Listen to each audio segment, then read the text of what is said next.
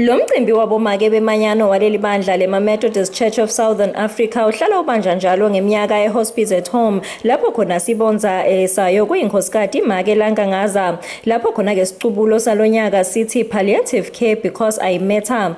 Director waka-Hospice at Home make Zodwa Gametse uvetile ukuthi kumgcoka ukuthi-ke banakekelwe bantfu ikakhulukati nasemimangweni. Ngithanda kusho ukuthi kule theme lesinawo lonyaka sithatha kuye World Hospices and Palliative Care Day lesingcenye yakhe nathi njenge organization. Le theme ngicabanga ukuthi laba ke bahamba nathi lo lihambo batayikhumbula beyikhona nga 2018. Kubonga kuNkulunkulu ukuthi asithwale futhi nakulonyaka wa 2022 sitofeza futhi lomshado lesawufungela neHospice at Home. Sihlalo webhodi ya Hospice at Home Arnold Dlamini ubonge kibo bonke labasekelele inhlangano. Sine lesinakekela abantu labagulako.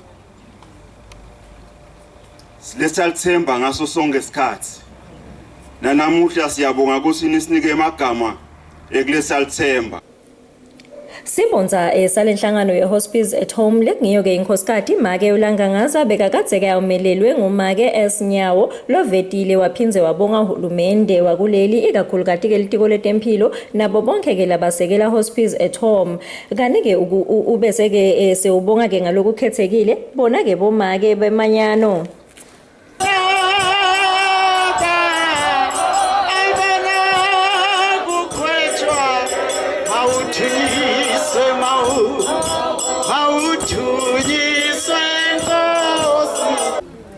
We wish to clearly state that it remains one of our uppermost commitments to see everyone join hands with Eswatini Hospice at Home to meet the needs of people with life-limiting conditions.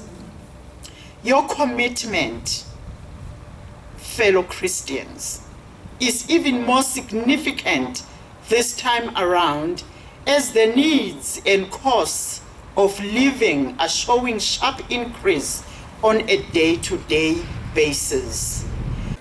Kutfulwe-ke netipho letibuya kibo-ke labomake belimanyano baleli bandla le-Methodist lokufaka-ke ekhathi kudla tintfo tekugeza nemisebenti yetandla.